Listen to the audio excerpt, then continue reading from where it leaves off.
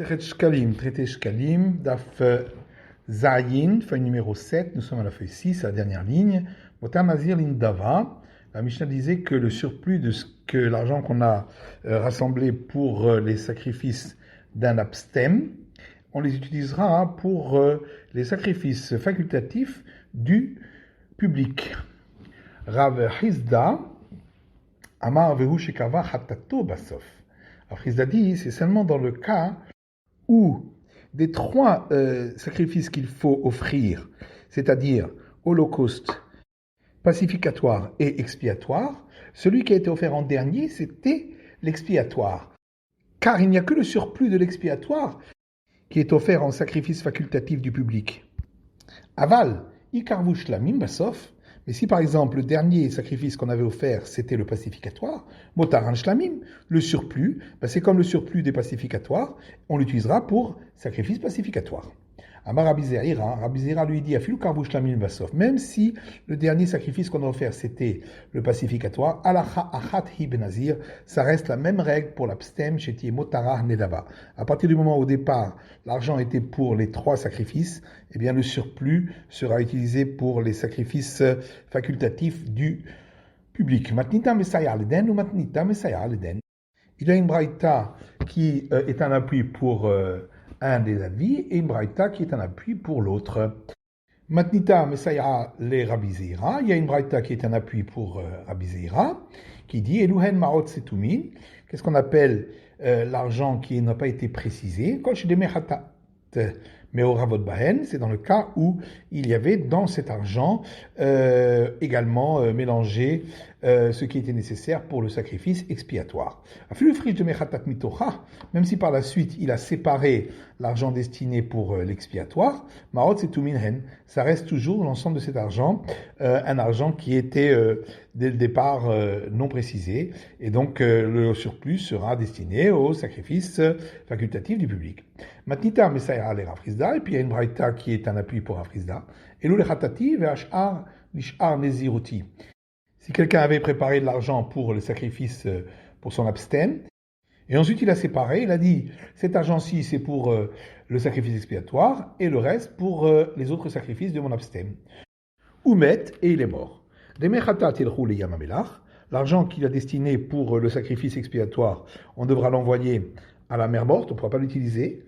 On n'a pas le droit d'en tirer profit, mais si on en tire profit, on n'a pas le châtiment de la Me'ila, donc le sacrifice de la Me'ila à porter, puisque de toute façon, vous ne pouvez pas l'utiliser. Et le reste de l'argent, on l'utilisera pour moitié pour apporter des holocaustes et pour moitié pour apporter des sacrifices pacificatoires.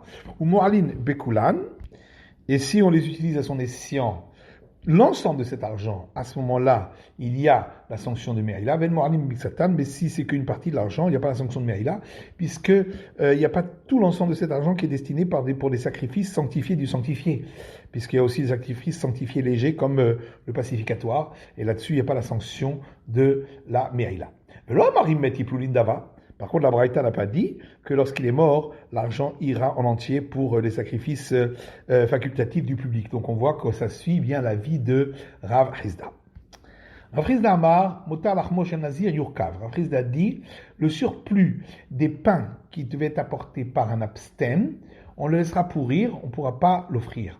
Amar Rabbi Yossé, veillez hôte. Rabbi Yossé dit, c'est juste, la kribopna atzvo en atiachol, tu ne peux pas l'offrir pour lui-même en pain, parce que tu ne peux pas offrir le pain d'un abstem seul sans être un accompagnement de sacrifice. Tu ne peux pas non plus l'utiliser pour un autre abstem, parce qu'un autre abstem doit de toute façon apporter son propre pain. C'est pourquoi tu es obligé de dire que le surplus du pain, on devra le laisser pourrir. Alors on a pensé dire que c'est exactement la même règle pour le surplus du pain comme pour le surplus des libations qui là aussi devront laisser pourrir. Rabbi Yossé Barabi Boun, Rabbi Yossé fils de Rabbi Boun dit le surplus des libations c'est différent parce que ce sont des sanctifiés du sanctifié. Et donc le surplus sera utilisé pour les sacrifices facultatifs du public. À dater de Rabbi Yossé bar Rabbi Boun, Shmuel, cet avis de Rabbi Yossé bar Rabbi Boun, que tous les sanctifiés des sanctifiés, le surplus va pour les sacrifices facultatifs du public, eh bien, comme lui pense Shmuel, Rav Chizda, également Rav Chizda, Rabbi El-Hazar et Rabbi El-Hazar. Shoshan Amrou Davar Echad, qui tous trois pensent la même chose. Rav Chizda, Ahan de Amram. Rav Chizda, c'est ce qu'on a vu plus haut, que le surplus de libation, eh bien, on l'utilise pour les sacrifices facultatifs du public.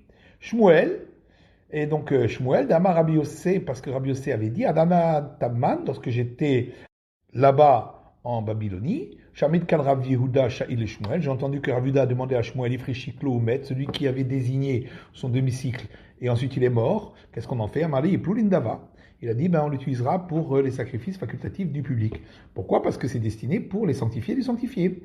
Rabbi Lazar et Rabbi Lazar, Deitmar, parce qu'il y a un enseignement qui dit, Motar Asirita Efa Shelo, le surplus du 10e de volume de Efa que doit apporter le grand prêtre tous les jours.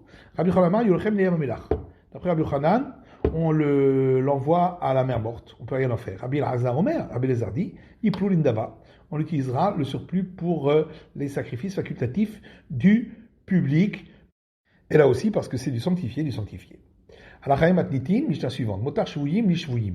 Le surplus de ce qui a été récolté comme argent pour racheter des captifs, on l'utilisera pour d'autres captifs. Motar Shavouy, l'auto Shavouy. Mais si l'argent a été récolté pour un captif en particulier, on le donnera pour ce captif-là en argent en plus. Motar Anim, l'Adim, le surplus de ce qui a été récolté comme argent pour des pauvres, on l'utilisera pour d'autres pauvres. Motar Anim, l'auto Anim. Si ça a été récolté pour un pauvre en particulier, il faudra le donner à ce pauvre-là. Motar Ametim, les Metim, le surplus de ce qui a été récolté comme argent pour des enterrements de morts de personnes indigentes, ira pour d'autres morts. Motar Hamet, les Yorshar. Et le surplus, lorsque ça a été récolté pour un mort en particulier, on le donnera à ses héritiers. Rabbi Meir Robert, Motar Hamet, Yemuna Chachiavo Eliyahu. Rabbi Meir dit, le surplus, lorsque ça avait été récolté pour un mort en particulier, on doit le laisser jusqu'à ce que vienne le prophète Élie pour nous dire ce qu'il y a à faire, parce que Rabbi Meir ne sait pas si la règle est comme on vient de dire, ou comme l'opinion suivante, c'est-à-dire Rabbi Nathan Omer, Rabbi Nathan dit, Motar Hamet, Bonim lo Nefesh al Kivro. Le surplus de ce qui reste d'argent qui a été récolté pour l'enterrement d'un mort, eh bien, on l'utilise pour construire un mausolée sur sa tombe. Si on avait récolté de l'argent pour l'enterrement des morts en pensant qu'il n'avait pas d'argent, et en réalité il avait de l'argent, qu'est-ce qu'on fait? Rabbi Amir Sava, Mema Motar Hamet Liorchav. Rabbi a pensé dire que là aussi on dira le surplus ira pour ses héritiers.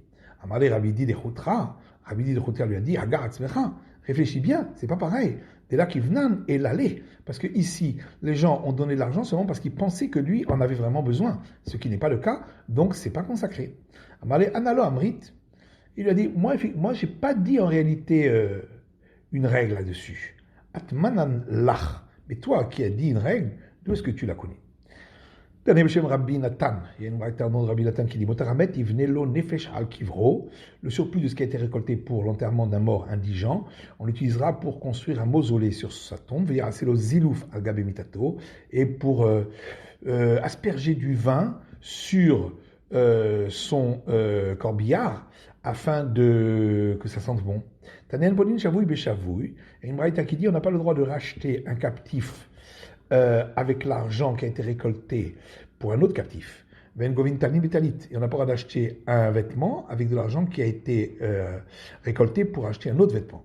Mais on ne peut pas empêcher si les préposés de la charité le font, parce qu'on considère que les gens pensent que si vraiment c'est nécessaire, ça ne les dérange pas de donner l'argent pour cela. Tani Rabban Shimon Gamliel Omer, il y a une braïta au nom de Rabban Shimon Gamliel qui dit En osim les fashot et tzadikim. On n'a pas besoin de faire des mausolées pour les justes. Divrehen hen hen zichronan. Leurs paroles sont déjà leurs souvenirs. Rabbi Yochanan avait basmich ve azal al Rabbi Chia Baraba. Rabbi Yochanan marchait en s'appuyant sur Rabbi Chia Baraba. Vaya Rabbi Eliezer Hameleh ou Metamerle Mikame. Rabbi Eliezer l'a vu et il s'est caché de devant lui.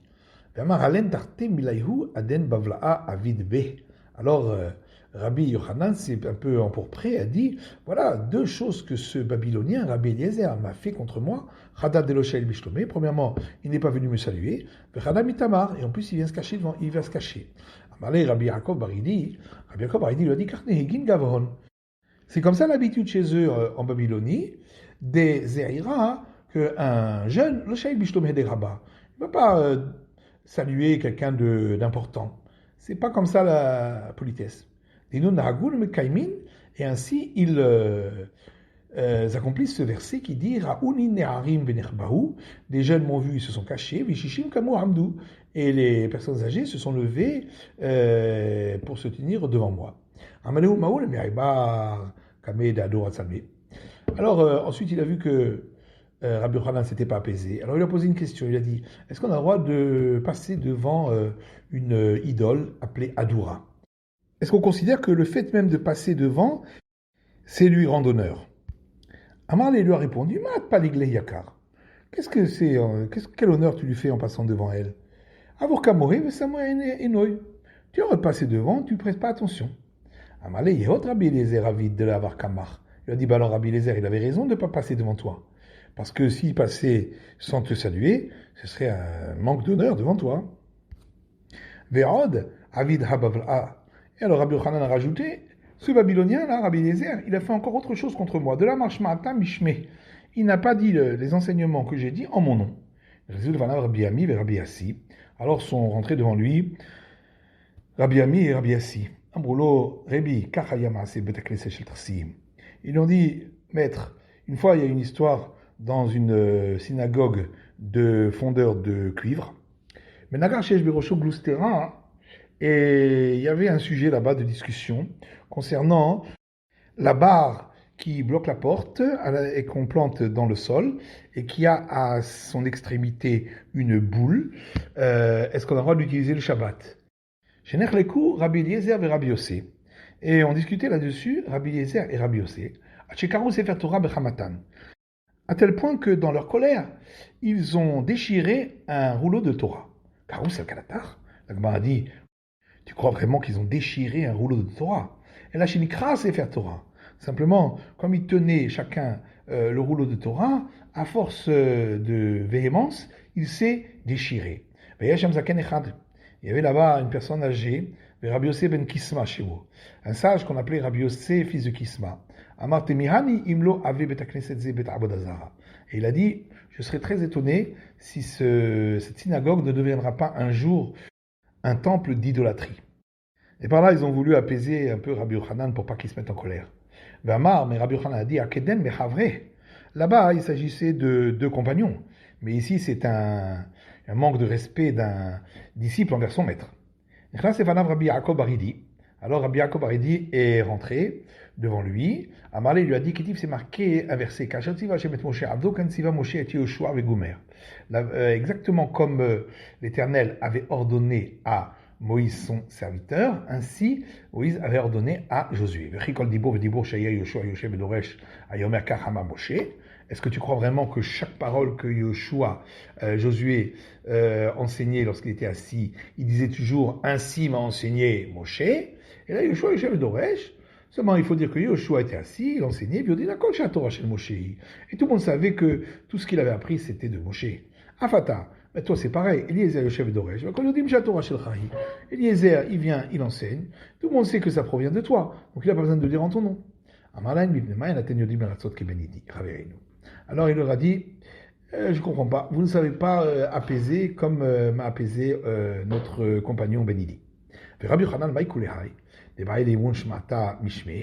Pourquoi Rabbi Yochanan faisait tellement attention au fait qu'on dise ses enseignements en son nom?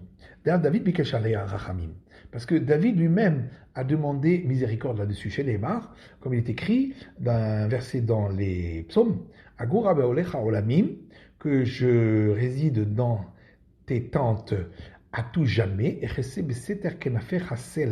et que je sois protégé par l'ombre de tes ailes pour toujours.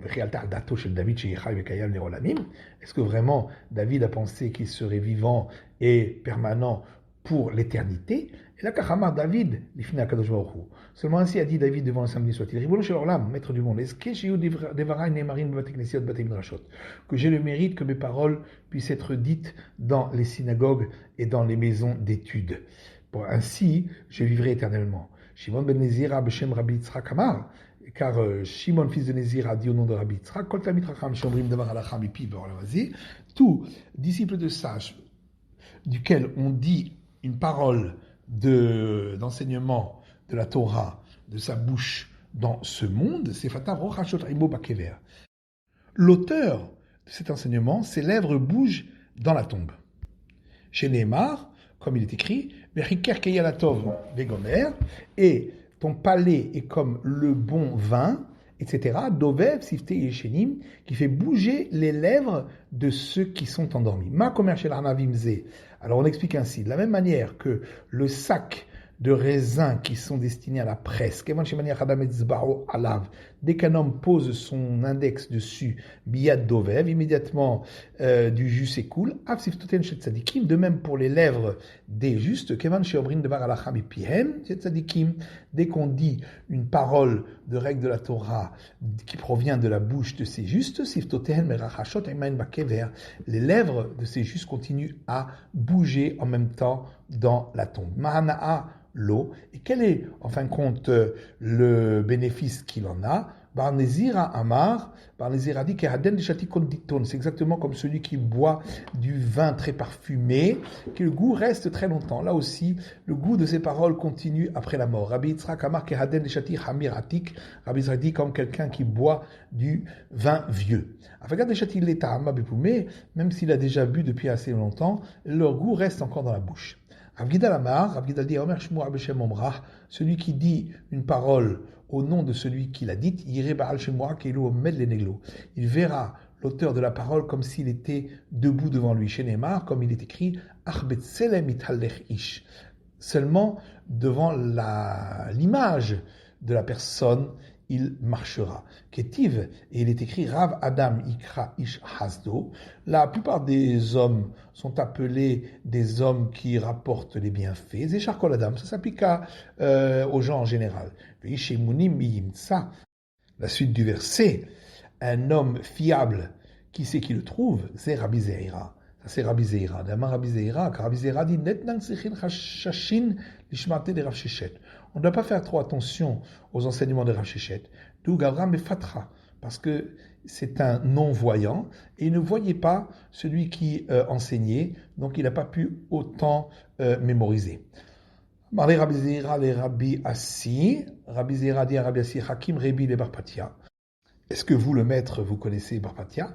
Data Marshmata Mishme, puisque vous avez rapporté un enseignement en son nom. Amarlé, il lui a répondu, Rabbi Yochanan Amra Mishme. C'est Rabbi Yochanan qui l'a dit en son nom. Amarlé Rabbi Zeira les Ravassi. Rabbi Zeira dit à Ravassi, Hakim Rebi les Rav. Est-ce que le maître, vous connaissez Rav? Datamar Shma Teta Mishme, puisque vous avez rapporté des enseignements en son nom. Amarlé Ravada Barava Amra Mishme. Il a dit, c'est Ravada Barava qui l'a dit en son nom. Endor Shen Bolitzanin Kedoro Shel David. On n'a pas trouvé une génération où il y ait autant de railleurs que la génération de David. Mayu Potse Ador aussi. Que faisaient les vauriens de cette génération? David. Ils allaient sous les fenêtres de David, en Brimlo, et lui disaient David, David, et Mataï Bane Betamikdash. David, quand est-ce que le temple sera construit? Parce qu'ils savaient qu'il ne serait pas construit au temps de David. Et Mataï Bet Hashem Neler, quand est-ce que nous pourrons aller dans la maison de l'Éternel? Va y a David Omer. Et David disait, bien qu'il cherche à me mettre en colère, je peux prêter serment, que j'étais toujours heureux de leurs paroles dirtives, comme il est écrit, je suis heureux lorsqu'on me dit, nous voulons aller à la maison de l'Éternel. Un verset, l'Éternel dit à David, et ce sera lorsque tes jours seront remplis, et tu seras allongé avec tes pères. Alors, Akadosh Baruch Hu, David, le samedi soit-il a dit à David, Yamim Shleimim Animon Elecha. Je compterai pour toi des jours entiers, pas des jours manquants. Ça veut dire que tu vas vivre jusqu'au bout de ta vie. N'est-ce pas? C'est vrai que c'est Salomon ton fils qui va construire le temple. Et là, la kriv korbanot. Tzibour. Mais pourquoi il le construit? Uniquement pour offrir les sacrifices du public. Moi je préfère encore la charité et la justice que tu pratiques, yoter mina korban, plus encore que les sacrifices. Chez Neymar, comme il est écrit, Asat tzedakah mishpat nifra Hashem mizevach. Celui qui a pratiqué la charité et la justice est préféré aux yeux de l'Éternel plus qu'un sacrifice. Chapitre suivant, Mishnah. 3 fois par an, on faisait le prélèvement des pièces de demi-cycle qui se trouvaient dans la grande salle du trésor du temple. Pros à Pessah, à la moitié de la période qui précède la Pâque, lui pros à Atzeret, à la moitié de la période qui précède la fête des semaines, lui pros à Hag, et la moitié de la période qui précède la fête des cabanes. Même Granot, Shel Maaser Behema, c'est exactement les mêmes dates que pour celles où on doit rassembler les nouveau-nés des animaux pour prélever la dîme animale. Donc 1 sur 10 était offert en sacrifice. Divrei Rabbi Akiva, ça c'est la vie de Rabbi Akiva. Ben Azai Omer, Ben Azai dit, les périodes pour les dîmes animales sont Be'esrim V'Tishra Be'adar, le 29 Adar, ou Be'echad Sivan, le 1er Sivan, ou Be'esrim V'Tishra Be'av, et le 29 Av. Rabbi Azar et Rabbi Shimon Omrim, Rabbi Azar et Rabbi Shimon disent Be'echad Be'Nissan, c'est le 1er Nissan, Be'echad Be'Sivan, le 1er Sivan, Be'kaftet Be'elul, et le 29 Elul. Pourquoi ils ont dit le 29 Elul et non pas le 1er Tishri, comme on a dit le 1er Sivan? Les Shul Yom Tov, parce que c'est un jour de fête, le 1er Tishri. On ne peut pas prélever la dîme des animaux jour de fête, puisque celui qui sortait le 10e, et qui était donc la dîme animale, on le signalait en lui appliquant une tache de peinture, ce qui est interdit jour de fête. C'est pourquoi on a devancé cette dîme animale au 29 Elul. Gemara, la Gemara dit Amar Rabbi Abahu dit Kol hen detaninan pras. Chaque fois que c'est écrit dans la Mishnah pras, ça veut dire palga, la moitié. Palga de la médium kodem le moed. Chez Dorshin, Behilchotav, c'est la moitié de la période de 30 jours qui précède chaque fête où on doit enseigner et apprendre les règles de la fête. Et c'est donc 15 jours avant chaque fête qu'avait lieu le prélèvement des demi-cycles. Vehen Granot, et la Mishnah dit que c'est exactement les mêmes dates que pour le rassemblement des animaux pour la dîme animale. Rabbi Yochanan dit parce que c'est à ces périodes-là qu'ont lieu les naissances. Ravacha et Rav Tanchum Bachia Beshem Rabbi Yosha ben Levi. Ravacha et Rav Tanchum, fils de Chia, disent au nom de Rabbi Yosha ben Levi que Deshetia Behema Mitsuya les Regalim. C'est parce qu'il fallait attendre ce prélèvement pour pouvoir manger les animaux, et donc pour qu'on ait des animaux pour ceux qui montent au fait de pèlerinage, pour qu'ils puissent les offrir en sacrifice et qu'ils puissent les manger durant la fête. Et Rabbi Yudan dit, c'est pour ne pas qu'on puisse en arriver à retarder les sacrifices si on n'a pas d'animaux. Rabbi Yudan dit, celui qui fait tarder les prélèvements sur ses récoltes, il enfreint l'interdit qui est de ne pas faire retarder ces prélèvements. C'est la fin de l'étude de la feuille numéro 7 du Daf Zayin.